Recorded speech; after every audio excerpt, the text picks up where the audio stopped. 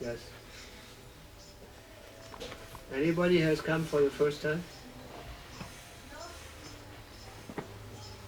Chile. Uh-huh.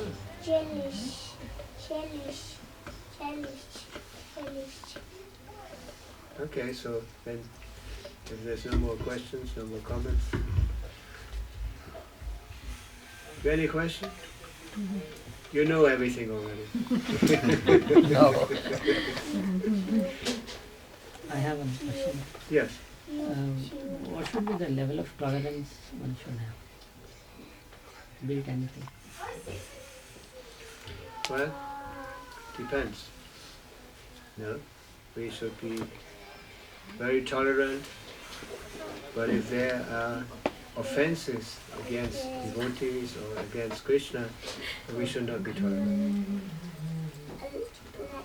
Because when you hear offenses, or somebody speaking very badly about devotees or Krishna, or criticizing the Shastras and all this, it says this is very dangerous. Hear this, because you become affected, you become contaminated.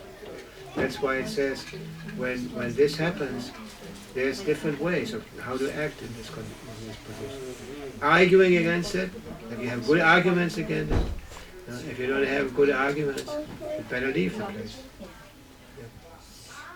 Yeah. Hare Krishna. Hare Krishna.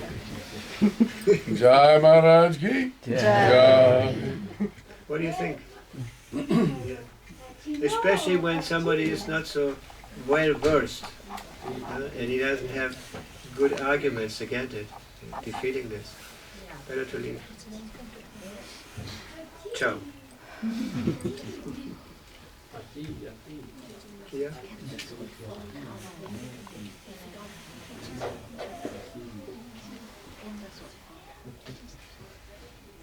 Yeah.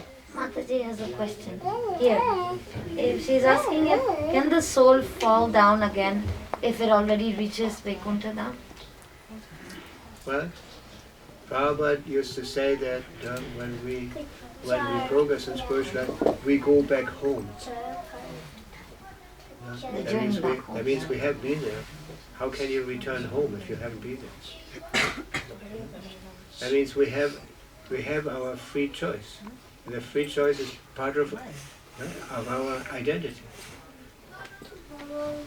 But it's also said if one has gone through all this experience of material existence, suffering and all that, body after body and that, then I heard once one of my godbrothers say that this memory becomes like a memory of a bad dream. I said, you heard? Yeah, like a bad dream. And once you have committed a mistake, you're supposed to have learned your lesson. So that soul doesn't fall again, right? Yeah, that's what Krishna says about it. And it's eternally with Krishna in bond with him. Yeah, that's what Krishna says about it. But it's also the free choice. But you again make and Krishna created it was a free choice. Why he did this, he gave us this independence. Because Krishna is interested in our love. Our loving devotional service. And love is not something that can be, forced. It has to be voluntary. Right? When we love somebody, it's not because somebody put a pistol, love me. That's not possible. Love is something, I say, very personal, very confidential, and it comes from free choice. And if you fall in love with somebody, you feel affection for somebody, then naturally you're thinking of the welfare of that person. You want to serve, you want to give him or give her or him something that he likes. If he's fond of mangoes, to get a mango, a good mango, ripe mango. And we learn from our spiritual master. We have learned, or we still continue to learn how to serve Krishna, how to please Krishna, how to love Krishna. Sometimes when Prabhupada was interviewed, what is the purpose and all that to do, Prabhupada used to say, love of God, to love God. Of course, love of God is a very, I say, elevated position. But that's the goal of it. All the principles, study of the Shastras and all that. That you develop your affection for Krishna. And to the devotees. For those who are very dear to Krishna. You know, when you love Krishna out of money, you love the whole family. You know, we all belong to that Krishna family. That's an eternal family. Just like, let's say for example, all of a sudden you hear that you have a brother in Australia. Wow! Immediately there's a relationship. Why? Because you have the same parent or father or mother like that. Immediately you want to know, what does he look like? What is he done? When was he born and all this? Huh? Immediately there's a relationship. So in the same way, when this love for Krishna develops, automatically also you start loving his family. And then the ultimate issue, we are all sons or daughters of Krishna. We are all part of that family. So when you become Krishna consciousness, you develop a very different relationship to other living entities.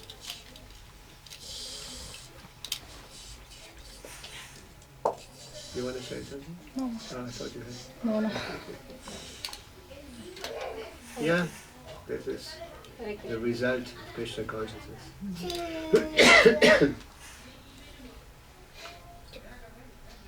Yes, and Srila Prabhupada taught us this. Prabhupada was very, very merciful. I remember the beginning, the very beginning, when somebody left the movement, Prabhupada became very emotional. And he used to send somebody to get that person back. Yeah. But of course then the movement grew, there's so many devotees. That was very different.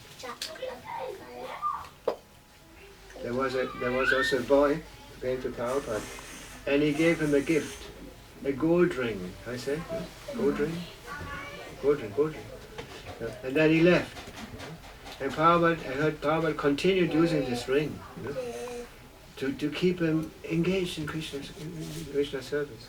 Mm. Yeah. So whatever you give to the spiritual master or to senior devotees and all that is different. And also Krishna is our loving father. Yeah. Prabhupada used to say when the son or the daughter leaves the home, rebels against the parents and leaves home, the father continues always to think of his lost sons or daughters. He always thinks of the welfare of his sons or daughters. In the same way, Krishna is the Supreme Father, the perfect Father. And he has this relationship with us too. Just like it is in the Bhagavad Gita. Sarvasya chaham hridi sanivishtosmati jnanam. Krishna is within the heart as super soul. And he's there watching us all the time. 24 hours a day. Krishna is there watching us. And just waiting that we give some attention.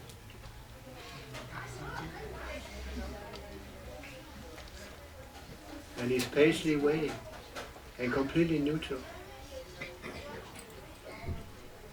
Doesn't interfere. When one wants to be a sinner, he gives him the facilities. But when with all the consequences, just like when the son leaves home, Prabhupada gives an example, the son leaves home, becomes rebellious against the father. As soon as he leaves the home, let's say he's the son of a rich father, he leaves home, he immediately has to get his own food, he has his own shelter, his own clothes, and whereas before it was all supplied by the Father.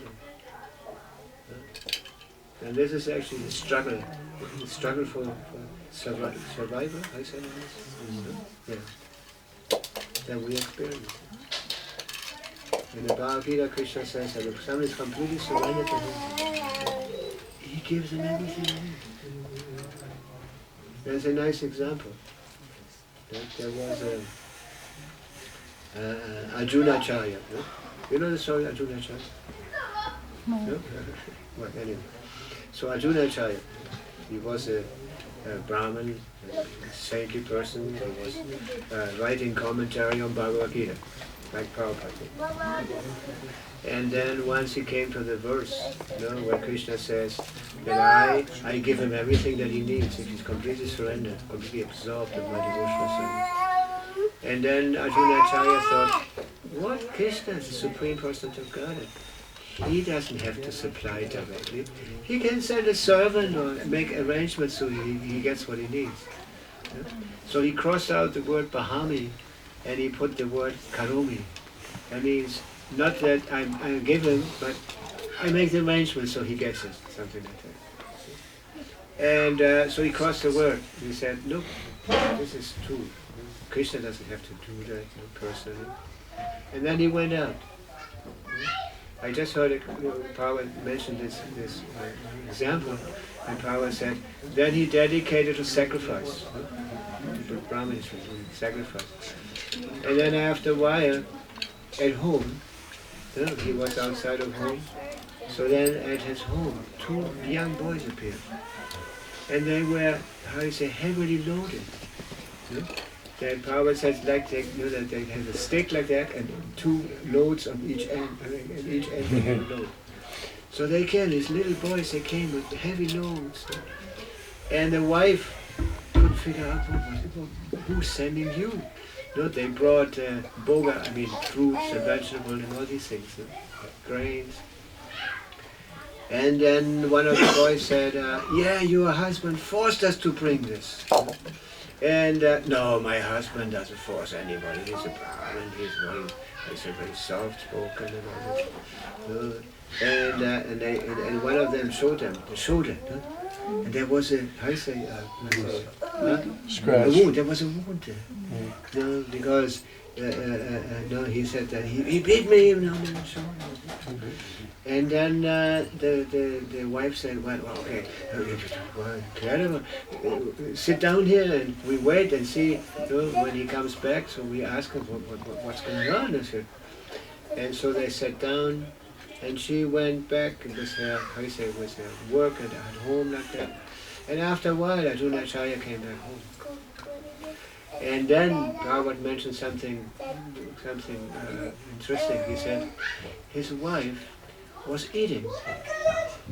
That means, in Vedic tradition, the wife is supposed to serve the husband, and she serves the food, and then after he eats, then she eats. That's his chaste wife. Anyway, so when he came back home, he saw that. What's going on here? And she said, "Oh, you mistreating children on the street and force them to do things against their will like that." And he couldn't figure out what she was talking about. And then she said, I show you the boys, no? And they went to the place where the boys had sat before, but they were gone. And then Arjunacharya started asking more detail. Describe these boys to me. And then she said, one was darkish. He was dressed in a yellow dhoti. He had a flute in his belt, and he had a feather, a peacock feather in his belt. And the other one was white, white, and he was dressed in a blue dhoti, and he had a little plow, a little plow. And then he realized, wow, Krishna and Balaram came to my home.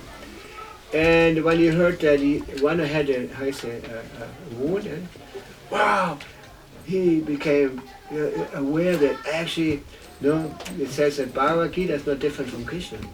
So when you scratch Bhagavad Gita, it's like scratching Krishna. Wow! So he realized Krishna had come to his home to prove And he actually takes personal care of his devotees. Yeah. You didn't know this, right? No.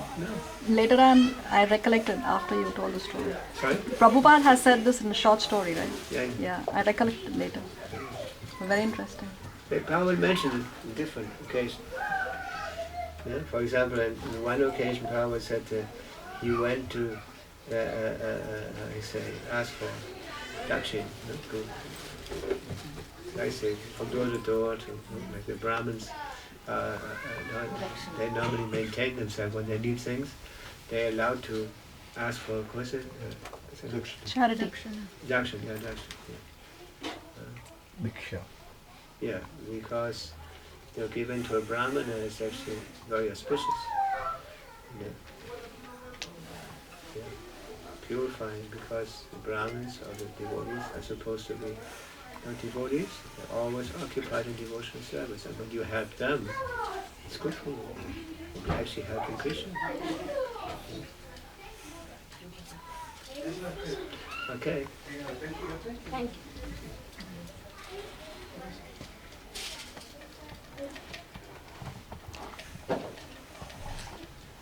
Thank you very much. Hare Krishna.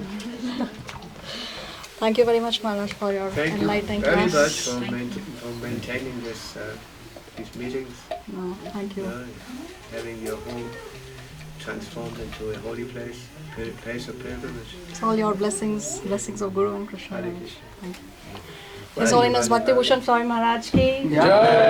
Srila Prabhupada ki Jai.